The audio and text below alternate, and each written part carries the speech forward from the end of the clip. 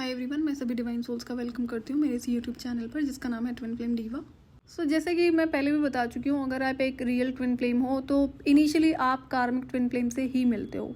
अब हो क्या सकता है कि जैसे अगर आप ऑलरेडी मैरिड हो, राइट, और अगर किसी टॉक्सिक इंसान से शादी हो रखी है और अगर नहीं भी हो रखी है किसी टॉक्सिक इंसान से या फिर डाइवोर्स हो गया आपका, तो उसके बाद क्या होता है ना कि अभी आपको पता है कि आप ट्विन फ्लेम कनेक्शन में हो। जिनको पता है उन्हीं के लिए बता रही हूँ मैं।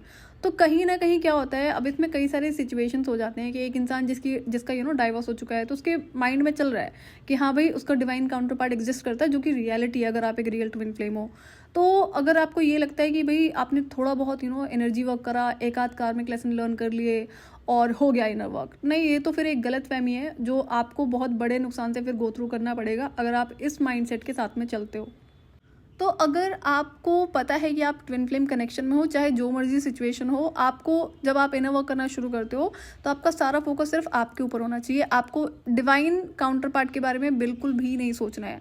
अगर आप ऐसा करोगे तो इसमें क्या होता है कि जो एंटिटीज़ होती है ना, फिर वो ट्रिक्स खेलती हैं। और यहाँ पर क्या होता है कि जो डीएफ्स होती है ना, उनको एक्चुअली में पुश करने की कोशिश करी जाती है किसी रिलेशनशिप में या फिर शादी में। तो अब क्या होता है कि जैसा कि मैं जानती हूँ कि ये चीज़ आपके लिए समझनी बहुत मुश्किल होगी कि डिवाइन काउंटर पार्ट से आप जब तक कि फाइनल लेवल के इनर वर्क को कंप्लीट नहीं कर लेते ना, तब तक तो आपका जो डिवाइन काउंटर पार्ट है उसका चेहरा भी डिवाइन रिवील नहीं करते हैं, जो कि एक रियलिटी है। लेकिन यहाँ पर क्या होता है ना, जैसे लोगों के अलग अलग माइंड सेट हैं। कुछ लोगों को लगता है कि भाई किसी टॉक्सिक इंसान के साथ में थे, उन्होंने उससे सेपरेट हो गए, फिर उन्होंने थोड़ा बहुत काम किया अपने ऊपर, अब उन्हें कोई दूसरा इंसान मिला है तो जिसको वो अपना डिवाइन काउंटर पार्ट बताने लगते हैं। कईयों को तो ऐसा भी कि भी उससे शादी भी होने वाली है, जिनको वो अपना डिवाइन काउंटर पार्ट समझते हैं। अब इस केस में क्या होता है, इसमें पूरे चांसेस होते हैं कि वो इंसान ट्विन फ्लेम नहीं है। क्यों? क्योंकि जो ऐसी भी काफ़ी फीमेल्स हैं जिनमें सेल्फ रिस्पेक्ट होती है, अगर वो किसी ने उन्हें अपना असली चेहरा छुपा कर वो रिलेशनशिप में आए हैं, जहाँ पर ऐसा बहुत सारे लड़के भी करते हैं, लड़कियां भी करती हैं, अपनी रियल इंटेंशन को छुपाना, रियल नेचर बिहेवियर कैरेक्टर को छुपाना सिर्फ रिलेशनशिप में आने के लिए।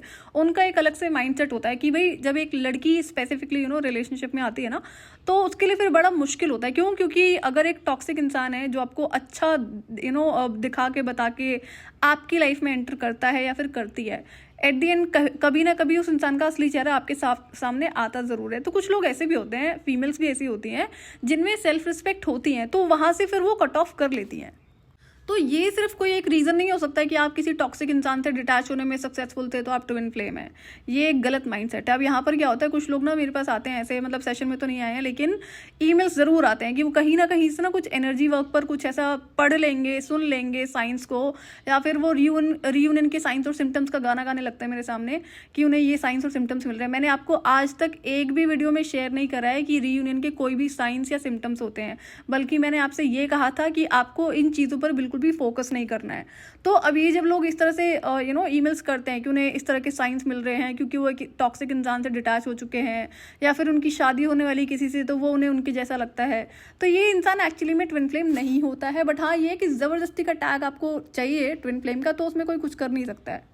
तो ट्विन फ्लेम जर्नी का ना इनर वर्क बिल्कुल भी आसान नहीं होता है। जो लोगों को लगता है ना थोड़ा बहुत काम कर लिया और भाई अब तो कोई अच्छा इंसान आएगा जिसे आप अपने डिवाइन काउंटर पार्ट होने का टैग दे दोगे। तो एक रियल ट्विन फ्लेम जब इनर वर्क करना शुरू करेगा, अगर आपने मेरी स्टोरी सुनी है तो मुझे 1 साल हो गया डिवाइन मैस्कुलिन को दूर दूर से जानते हुए। पता है मुझे कि वो डिवाइन काउंटर पार्ट है, मेरा ही अपना स्वरूप है, लेकिन स्टिल अभी वहाँ पर गैप है ना। अभी तो पॉसिबल ही नहीं है कि अभी वो मिलने में टाइम है, अभी तो फेस टू फेस इंटरेक्शन होने में टाइम है। 1 साल का दिन बीता, जो कि बहुत मुश्किल होता है, लेकिन स्टिल मुझे पता है कि जो चीज़ अभी पॉसिबल नहीं है उसमें मैं कुछ कर सकती हूँ, कुछ भी नहीं कर सकती हूँ। अल्टीमेटली ये है कि डिवाइन ने एक तरीका अपना लिया, कुछ एक चीज़ मुझे जो अचीव करनी थी, जिसके बाद ही वहाँ पर मैं उनसे जाकर मिलती, तो उस चीज़ को डिवाइन ने इंटेंशनली रोक दिया क्योंकि ये राइट टाइम नहीं है। और अगर वो चीज़ मुझे मिल जाती तो मैं डिवाइन के रोके नहीं रुकती। उसके बाद क्या होता, हाँ ठीक है मैं डिवाइन के लिए चैलेंज हूँ, लेकिन क्या होता है ना कि फिर मैं गलतियाँ करती। तो अभी तो एक ही इंसान है जो डिवाइन काउंटर पार्ट है, वो इतना कुछ गो थ्रू कर रहा है। वहाँ पर क्या होगा, जो मैं लीड कर रही हूँ, अगर मेरी ही सिचुएशन ख़राब हो जाएगी तो फिर मिशन कौन हैंडल करेगा। तो डिवाइन ने ये सही तरीका अपनाया कि जब उन्हें पता है कि ये चीज़ मेरे कंट्रोल के बाहर है, कि मैं इनके रोके नहीं रुकूंगी अगर वो चीज़ मुझे मिल जाती है जो मुझे चाहिए अभी इस टाइम पे। और हाँ, वो मेरी अपनी चीज़ है जो मुझे मिलनी है, लेकिन इस सिचुएशन को कंट्रोल करने के लिए डिवाइन ने अच्छा तरीका अपना लिया। तो मुझे आराम से सिर्फ अपने ऊपर जो कुछ मुझे काम करने के लिए दिए गए हैं, अगेन मिशन का ही पार्ट है, और डिवाइन मैस्कुलिन से भी रिलेटेड है, तो मैं उसके अलावा कुछ नहीं कर सकती हूँ। 1 साल का टाइम लंबा टाइम होता है, और उनकी लाइफ में ऐसी ऐसी सिचुएशंस होती है ना कि जब देखने सुनने को मिलता ना, तो वहाँ पे वो फिर मेरी खुद की सिचुएशन ख़राब हो जाती है। लेकिन स्टिल क्या होता है कि जो चीज़ नहीं पॉसिबल है, भी उसका एक पर्टिकुलर डिवाइन टाइमिंग है, और पता है मुझे उस डिवाइन टाइमिंग का। लेकिन जब क्या होता है ना, जब चीज़ें पता होती है ना, उसके बाद भी आपको वेट करना ही पड़ता है। ये इतनी आसान चीज़ नहीं होती है। तो एक जो पर्टिकुलर कार्मिक लेसन है, जो फीमेल्स की लाइफ में रिपीट होता है, स्पेसिफिकली डिवाइन फेमिनिन की लाइफ में, कि अब जैसा कि मुझे पता है कि मैंने नहीं देखा है कोई भी जो डिवाइन फेमिनिन है, जितना पता है सेशन के थ्रू, कि ना तो उन्हें पैसों से मतलब होता है, ना ही उन्हें किसी मतलब शक्ल सूरत से मतलब होता है। लेकिन हाँ, डीएफ है, फीमेल है, तो कोई इंसान उनकी केयर कर रहा है, उनके लिए सपोर्ट कर रहा है, तो वो एक्चुअली में रेडी होती है उस इंसान को एक्सेप्ट करने के लिए। लेकिन अब यहाँ पर क्या होता है, ये एक आपके लिए कार्मिक लेसन ही होता है। अभी भी अगर आप एक इंसान से तुरंत मिलने के बाद में और या फिर उससे थोड़े दिन बात करने के बाद में उसके रियल इंटेंशंस को नहीं समझ पा रहे हो ना, तो अभी आप कहीं नहीं पहुँचे हो, और इनर वर्क में तो टाइम लगता ही लगता है। तो एक केस की बात करते हैं जिसमें एक फीमेल है जो कि डाइवोर्स्ड है, और जिनका कहना है कि उनकी शादी उनके पेरेंट्स ने कर दी थी, ऑलमोस्ट ज़बरदस्ती मैरिज का प्रेशर था, जो बहुत एज में, मतलब बहुत यंग एज में हो गई थी शादी। तो फिर डाइवोर्स हो गया। अब क्या होता है कि कोई दूसरा इंसान है जो जिस तरह से भी उनका कम्युनिकेशन बड़ा हो, अब वो इंसान ठीक है, आपको आपके लिए केयर करता है, कंसर्न दिखाता है, बट देन उनका ये भी कहना है कि वो इंसान ऐसा है जो बीच बीच में ना फिजिकल इंटीमेसी की बातें करता है। तो ये तो सबसे बड़ा रेड फ्लैग है। मैं आपसे पहले भी कह चुकी हूँ, डिवाइन मैस्कुलिन के वीडियो पर मैंने साइन शेयर किए हुए हैं। तो इनका ये भी कहना है कि सारे साइंस मैच करते हैं, सिर्फ यही वाला साइन है जो मैच नहीं करता है। तो ये तो सबसे बड़ी एक ऐसा इन्फॉर्मेशन है कि ये कहना भी बताना भी मुश्किल है कि डिवाइन मैस्कुलिन फिजिकल इंटीमेसी के बारे में आपसे कभी भी बात नहीं करेंगे। होगी तो शादी के बाद भी बात होगी, लेकिन उससे पहले तो आप भूल जाओ। तो अब ये क्या होता है कि ये एक रेड फ्लैग ही है जो आपको समझना होगा। अभी इन फीमेल का ये कहना है कि जब उस इंसान ने प्रपोज किया, शायद मैरिज के लिए या रिलेशनशिप के लिए, तो इनको ये था कि आप मेरे बारे में कुछ नहीं जानते हो, क्योंकि वो डाइवोर्सी हैं, राइट, डिवोर्स हो रखा है उनका। तो एक फीमेल का ना जो माइंडसेट होता है, ये डीएफ का माइंडसेट होता है, ये मैंने कई सेशन में कई बार नोटिस किया था कि उनकी कुछ लाइफ की ऐसी चीज़ें होती हैं।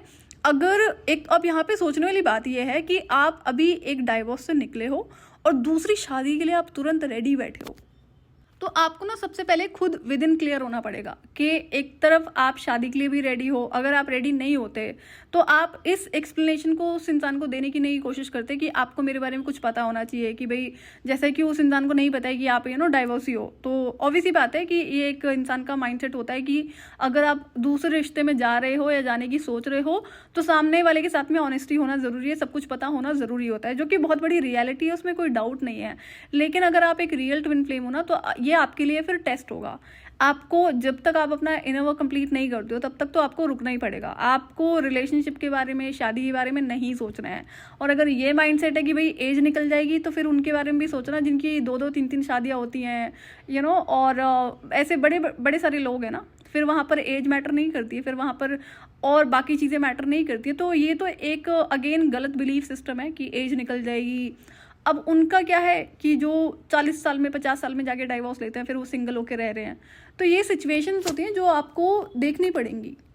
और अब जैसे कि ये यहाँ पर जो एक स्पेसिफिक सिचुएशन है, जो है कि डीएफ खुद को बता रहे हैं, और जो इंसान है वहाँ पर सारे साइंस अच्छे हैं, बस ये है कि एक जो गलत चीज़ उन्हें नज़र आती है कि वो बीच बीच में फिजिकल इंटीमेसी के बारे में बात करता है। अब यहाँ पर होगा क्या, अगर आपने उसको बता दिया ना कि आप डाइवोर्सी हो या फिर कुछ भी फैमिली के बारे में बता दिया, तो वहाँ पर ना उस इंसान को आपके साथ में इमोशनली खेलने का एक बहुत बड़ा ऑप्शन मिल जाता है। एंड आई एम श्योर कि अभी आप उस स्टेज पर नहीं हो जहाँ पर आप इन ट्रिक्स को समझ पाओ। तो पहले तो ना आप विद इन क्लियर हो जाओ कि क्या आपको दूसरी शादी करनी है, करनी होगी ठीक है, बट अभी करने के लिए रेडी हो आप, तो उसके पीछे का रीज़न क्या है। और अगर आप ट्विन फ्लेम हो, तो मैं आपसे पहले भी कह चुकी हूँ, फाइनल लेवल के इनर वर्क से तो पहले आप कभी भी एक्सपेक्ट ही मत करना कि आपको रियल डिवाइन काउंटर पार्ट का चेहरा दिखाया भी जाएगा या बताया भी जाएगा। पॉसिबिलिटीज़ ही नहीं है। और जब आप फाइनल लेवल का इनर वर्क कर लेते हो ना, तो आप जब एक इंसान से बात भी करते हो, उसका चेहरा भी देखते हो, तो इतनी क्षमता आपके अंदर होगी कि आप उसके इन एंड आउट चीज़ों को पहचान सकोगे, देख सकोगे। और जब आपको, और उस टाइम पे क्या होता है ना, आपको अपनी इंट्यूशन भली भांति समझ में आती है कि भाई ये एक इंसान गलत है और इसकी क्या इंटेंशंस हैं, चाहे वो रिलेशनशिप की आड़ में हो या फिर प्यार की आड़ में हो या शादी की आड़ में हो। ऐसे बहुत सारे लोग होते हैं। तो जब आपको ये चीज़ें पता होंगी कि आप तभी उस रिलेशनशिप में जाओगे, तभी आप उस इंसान से शादी करोगे। तो अगर आप एक रियल ट्विन फ्लेम हो और अभी आपकी इस तरह की सिचुएशन है कि एक एक इंसान आपको प्रपोज कर रहा है शादी के लिए, ठीक है, आपने उसे सब कुछ बता दिया तभी वो कर रहा है, तो क्या होता है कि यहाँ पर ना ये चीज़ें बहुत बार फिर रिपीट होती हैं। अब क्या होगा कि अगर आप एक रियल ट्विन फ्लेम हो, जो मुझे नहीं पता कि आप रियल ट्विन फ्लेम हो या नहीं हो, वो सिर्फ आपको खुद को ही पता हो सकता है, कोई दूसरा इंसान नहीं बता सकता है। तो उस केस में क्या होगा कि भाई आपने इनर वर्क करा नहीं है, अभी आप उस इंसान की नीयत को, इंटेंशन को प्रॉपरली समझने में सक्षम नहीं हो, और उसके बाद क्या होता है, अगर आप शादी कर लेते हो, फिर से आपको समझ में आता है कि यार ये इंसान तो गलत था और आपने गलती कर दी, फिर आप दूसरा डाइवोर्स लोगे। तो यहाँ पर जो एक चीज़ रिपीट होती है ना कि देखो डीएफ के साथ में ये चीज़ बहुत होती है कि उन्हें मैरिज के प्रपोजल्स बहुत मिलते हैं, मतलब एक इंसान की सोच से ज़्यादा इतने सारे ऑप्शंस होते हैं और सामने से ये ऑफर्स करे जाते हैं। तो ये आपको समझना होगा कि ये एक तरह की एनर्जी है जो आपकी लाइफ में रहती है और रहेगी। तो अगर आप एक ऐसे इंसान हो जो अटेंशन से इन्फ्लुएंस्ड नहीं हो, जो आप देखो एक डीएफ के लिए ना, और एक इन जनरल फीमेल्स के लिए भी क्या होता है कि जो इमोशनली मैच्योर होती है उनके लिए मैरिज बहुत बड़ी चीज़ होती है, और हाँ होती है, ये रियलिटी है। लेकिन ये जो इतनी बड़ी पावरफुल एनर्जी है ना, जो सेक्रेड रिश्ता है, उसको ना तो आप किसी इंसान को इतनी पावर दो कि वो उस रिश्ते की आड़ में आपके मेंटल और इमोशनल पावर से खेल सके, ये चीज़ गलत है, यही चीज़ आपको समझनी होती है।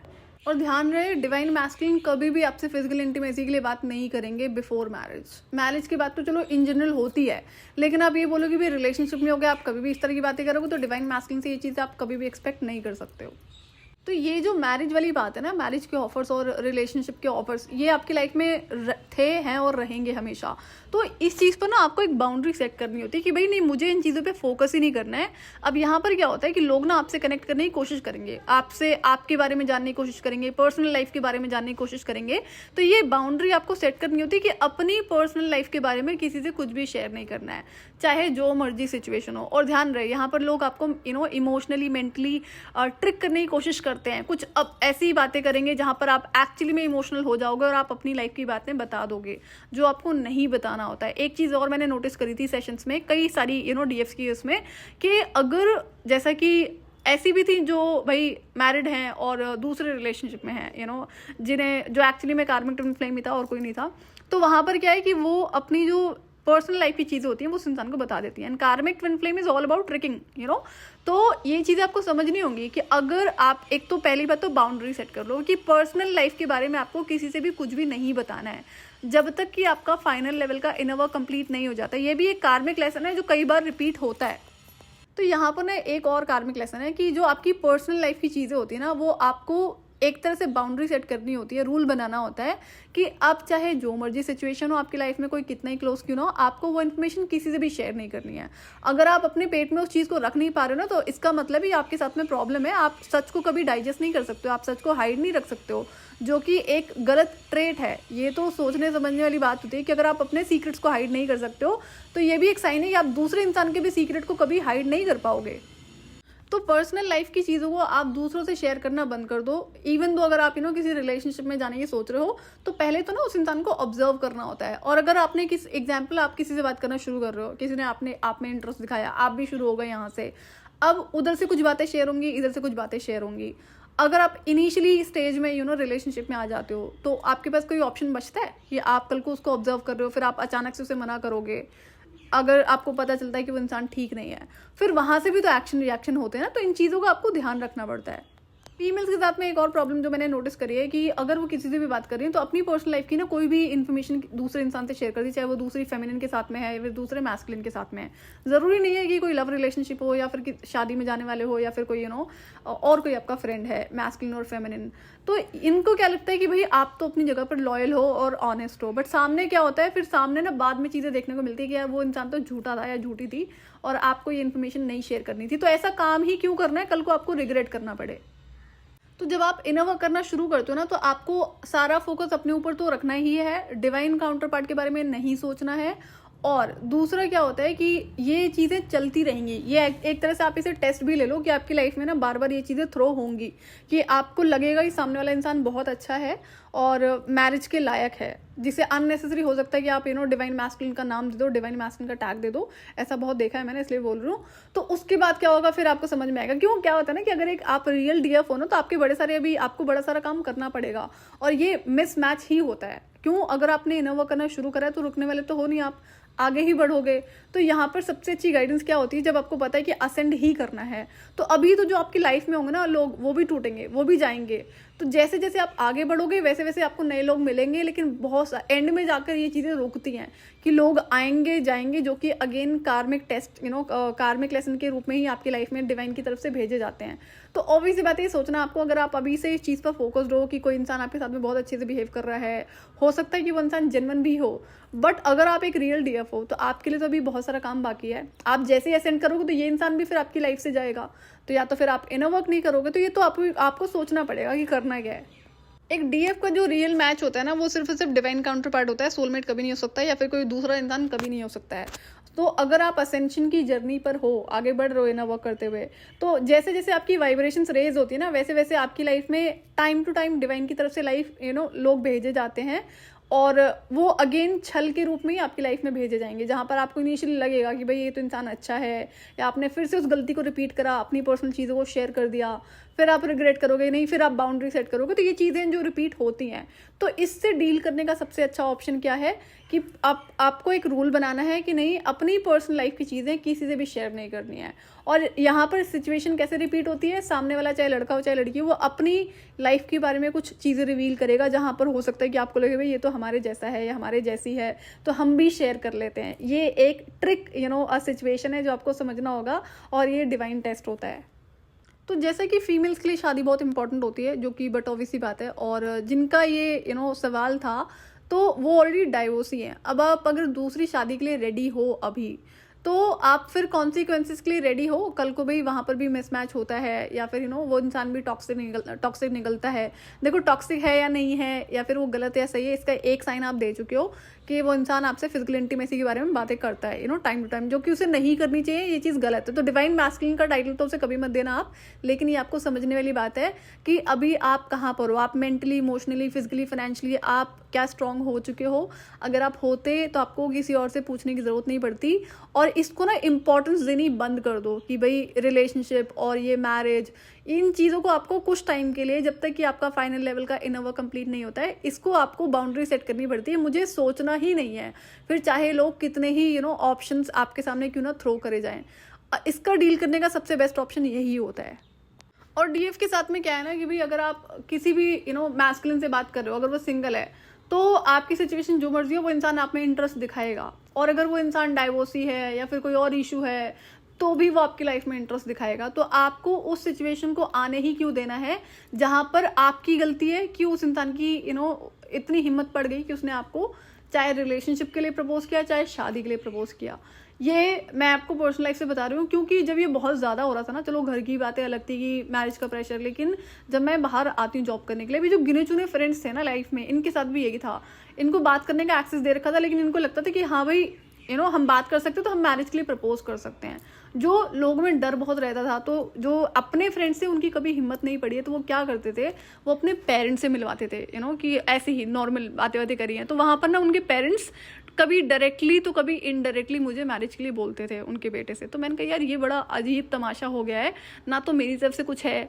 और एक बड़ी सिचुएशन तो तब होती है जहाँ पर एक अच्छा फ्रेंड था, जो कि गर्लफ्रेंड भी थी उसकी, और उसके पेरेंट्स को पता था, लेकिन इसके पेरेंट्स क्या थे, नार्सिसिस्टिक लोग थे, जो कि फिजिकल ब्यूटी से बहुत ज़्यादा इन्फ्लुएंस थे, और करियर का उन्हें पता ही था। तो फिजिकल ब्यूटी से इन्फ्लुएंस्ड, और उसके बाद में करियर का पता था, मनी से इन्फ्लुएंस्ड, तो वो ये करने के लिए भी रेडी थे। तो मैंने ना उनको फिर इंसल्ट मुझे करनी पड़ती है, मैंने आप सोच भी कैसे सकते हो ना ऐसा।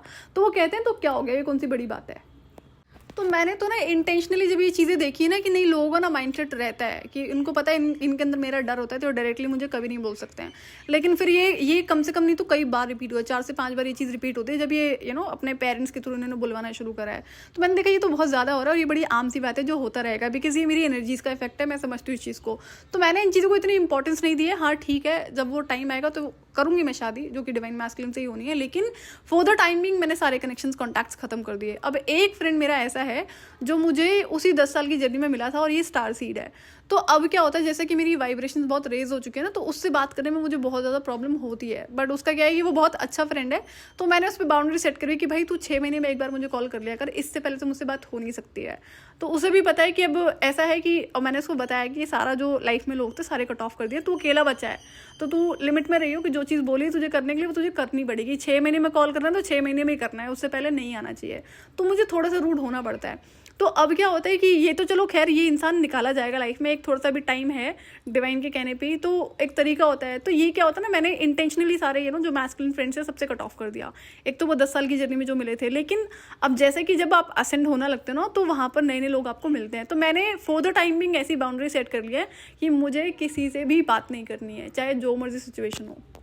तो आज 1 साल का टाइम हो गया कि मुझे नहीं याद है कि एक वो इकलौता फ्रेंड है जिससे मैं 6 महीने में एक आध बार बात कर लेती हूँ, वो भी उसी का कॉल आता है, उसी का मैसेज आएगा, मेरी तरफ से नहीं जाता है। बाकी हर इंसान को कट ऑफ कर दिया मैंने। और जैसे कि लोग मिलते रहते हैं ना, नए नए मिलते हैं कहीं ना कहीं से, और अब तो ऐसा होता है जब वाइब्रेशन का रेज हो गई है, चलते फिरते भी लोग आपसे स्माइल पास कर रहे होते हैं। तो मेरे लिए थोड़ी सी अजीब चीज़ें हो रही हैं, बट ये होंगी।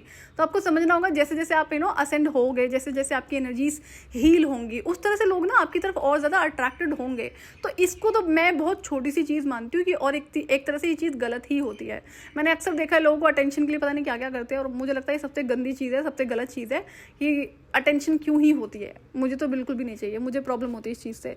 तो बट एनीवेज, जो पार्ट ऑफ द लाइफ है, जो ट्विन फ्लेम होने की वजह से होता है, जो कि एनर्जीज ऐसी है, इसको आप डिनाई नहीं कर सकते हो। तो जब तक आपका फाइनल लेवल का इनर वर्क कंप्लीट नहीं होता ना, तब तक आपकी लाइफ में नए नए लोग डिवाइन की तरफ से भेजे जाते हैं, नए नए कार्मिक लेसन्स के साथ में। तो ये चीज़ें आपको समझनी होंगी। और क्या होता है, अगर आप कार्मिक लेसन को रिकॉग्नाइज करते हो, लर्न कर लेते हो, फिर उस इंसान का आपकी लाइफ से जाना तय है। तो वहाँ पर क्या होगा, आपको बुरा लगेगा। तो मुझे तो खैर नहीं लगता था, मुझे पता होता था ये कार्मिक लेसन के लिए मेरी लाइफ में एक नया इंसान एंटर हुआ है। यहाँ पर मैस्कुलिन भी थे, फेमिनिन भी थे। जब मैं स्पिरिचुअल प्लेस पे जाती हूँ ना, तो वहाँ पर ये चीज़ बहुत ज़्यादा बढ़ गई थी। तो अगेन मुझे और ज़्यादा बाउंड्री सेट करनी थी, जो मैंने करी है। तो अगर आपको लगता है कि आप एक रियल ट्विन फ्लेम हो और आपने इनर वर्क करना शुरू करा है, तो सारा फोकस सिर्फ अपने ऊपर रखो। और जो रही बात इन प्रपोजल्स के आने की, तो इसको ज़्यादा आप इंपॉर्टेंस मत दो, ये तो आते जाते रहेंगे। आपको एक ही चीज़ करनी है। अगर देखो भाई, अगर आप जेन्युइनली शादी में इंटरेस्टेड हो और आपको अभी शादी करनी है, तो उसमें कोई क्या कर सकता है, आप जाके शादी कर लो, यही कह सकते हैं। बट आपको पता है कि वहाँ पर रेड फ्लैग्स हैं, तो वहाँ पर आपको क्या करना है, बाउंड्री सेट कर लो। और लोगों को ना एक्सक्यूज़ देने शुरू कर दो, आप बिजी हो, और उनको बताओ भैया आप इंटरेस्टेड नहीं हो। लेकिन यहाँ पर ऐसा भी होता है, आपको ऐसे भी लोग मिलेंगे, अगर हम मैस्कुलिन्स की बात करेंगे, जो इस तरह से आपको दिखाएंगे कि वो कुछ भी कर सकते हैं, आपके लिए जान भी दे सकते हैं। तो वहाँ पर भी आपको बिल्कुल भी झुकना नहीं है। ये भी एक तरह का ट्रैप ही होता है, और ऐसे एक नहीं बहुत सारे लोग होते हैं। तो ये तो आपके इनर वर्क का पार्ट ऑफ द प्रोसेस है कि ये चीज़ें आपकी लाइफ में बार बार थ्रो करी जाएंगी डिवाइन की तरफ से, कि जो आपको ऐसा लगेगा वो इंसान अच्छा है, जेन्युइनली अच्छा है, और आगे से प्रपोजल आ रहा है। तो अभी तो आपको समझना हो कि आप प्रॉपर उस इंसान को समझने में असमर्थ हो। आप उसके इन एंड आउट चेहरे को नहीं देख पा रहे हो। ये तो अच्छी बात है कि आपने एक रेड फ्लैग को रिकॉग्नाइज करा है कि वो इंसान आपसे फिजिकल इंटीमेसी के बारे में बात कर रहा है, राइट, जो कि एक्चुअली में रेड फ्लैग है, गलत चीज़ है। तो आपको इस इंसान से एक्चुअली में दूर रहना चाहिए। तो आप अभी अपने ऊपर फोकस करो। अगर आपको शादी अभी नहीं करनी है, तो अपने फाइनेंसेस पर काम करो, एनर्जी वर्क करो। जो चीज़ें मैंने बताई हैं अभी तक वो बहुत हैं, उसी को आप करना शुरू कर दो। तो उसमें भी टाइम लगेगा, बाकी मैं अभी जो नेक्स्ट लेवल पे चीज़ें करवानी है वो करवाऊंगी। तो ये पहले तो आपको विद इन क्लियर होना पड़ेगा, शादी करनी है अभी या नहीं करनी है। तो ये पहले आप विद इन क्लियर हो जाओ, एंड देन उसके बाद ही आप इस डिसीजन को ले पाओगे। और जो अगर आप अभी शादी के लिए रेडी हो जाते हो, अभी आप प्रॉपर फाइनेंशियली स्टेबल भी नहीं हो जितना आपने बताया है, तो कल को अगर फिर वही सिचुएशन रिपीट होती है कि वो इंसान भी टॉक्सिक निकलता है, जो कि जिसे पता होगा कि आप एक रिलेशनशिप से बाहर निकल कर आए हो, एक शादी से बाहर निकल कर आए हो, तो उसके लिए आपके लाइफ से खेलना, आपके मेंटल इमोशनल साइड से खेलना, वो बड़ा आसान हो जाएगा। ब्लेम करना ना, कि कुछ भी बोला जा सकता है वहाँ पर। तो अगर ऐसा होता है, तब आप फिर क्या करोगे? फिर उस सिचुएशन के लिए आपके पास कोई दूसरा प्लान है? आप मेंटली इमोशनली रेडी हो कि अगर ऐसा होता है तब आप क्या करोगे?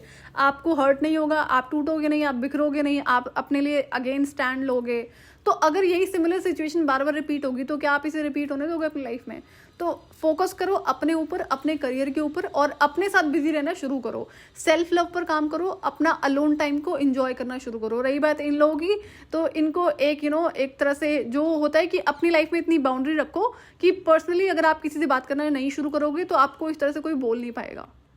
तो गलत लड़कों को ना बहुत अच्छे से पता होता है कि शादी जैसा जो रिश्ता है ना, उसकी सबसे ज़्यादा इंपॉर्टेंस होती है तो वो फीमेल्स के लिए होती है, वो उसके लिए कुछ भी करेंगी। तो ये चीज़ आपको ध्यान रखनी है कि रिश्ता बहुत सेक्रेड, और ऐसे ही इसको किसी को मत खेलने दो। इसकी इंपॉर्टेंस है, उसकी इंपॉर्टेंस और वैल्यू, उसकी बाउंड्रीज आपको खुद से सेट करनी होती हैं। और अगर ये है कि आप किसी टॉक्सिक इंसान से रिलेशनशिप में अभी बाहर निकले हो और आप पेन में हो, और इसके लिए आप किसी इंसान से बात करना शुरू कर देते हो, तो उसमें क्या होगा ना, फिर अगेन ये एक तरह का इशू ही है। आपको ज़्यादा से ज़्यादा सेल्फ लव को प्रैक्टिस करना है। फाइनल लेवल के इनर वर्क में आते आते आप इस चीज़ को सीखते हो कि आप एक्चुअली में आपको ना किसी की भी ज़रूरत नहीं है, not even your divine counter part. ये वही सिचुएशन होती है जहाँ पर आपको जाकर डिवाइन मैस्कुलिन का चेहरा रिवील करा जाता है, क्योंकि ये वो सिचुएशन नहीं है जहाँ पर आप सोचोगे नहीं कोई आएगा और मुझे बचाएगा और हाँ मैं अभी पेन में हूँ। आप उस चीज़ से कंप्लीटली उभर चुके होते हो और आपको बहुत अच्छे से पता होता है कि आपको किसी की भी ज़रूरत नहीं है, ना शादी की, ना रिश्ते की, ना किसी इंसान की। ये बहुत बड़ा एक तरह का बैलेंस सिचुएशन होती है, और वहाँ पर ये फिर आपको पता है कि ये बड़ा सीक्रेट रिश्ता है, और इसमें रहने के लिए मुझे क्या क्या बाउंड्री सेट करनी है और सामने वाले को क्या क्या बताना है। खैर डिवाइन मैस्कुलिन के साथ में ये चीज़ें होती नहीं है, वो सिचुएशन ही अलग है, लेकिन आपको विद इन क्लियर रहना बहुत ज़्यादा ज़रूरी होता है। तो ये बार बार रिपीट होगा जब आप इनर वर्क करोगे कि आपके सामने इस तरह से ऑप्शन थ्रो करे जाएंगे। तो यहाँ पर अगर आपको इन ट्रैप में नहीं फंसना है तो इन चीज़ों के लिए बाउंड्री सेट कर लो, माइंडसेट रखो कि भाई अभी इन चीज़ों में बिल्कुल भी नहीं पड़ना है। और ये शुरू कहाँ से होता है, आपने कोई ना कोई तो रीज़न दिया होगा ना उस इंसान से, या तो आपने पर्सनली बातें करनी शुरू कर दी होंगी, इससे पहले तो ये चीज़ पॉसिबल नहीं होती है।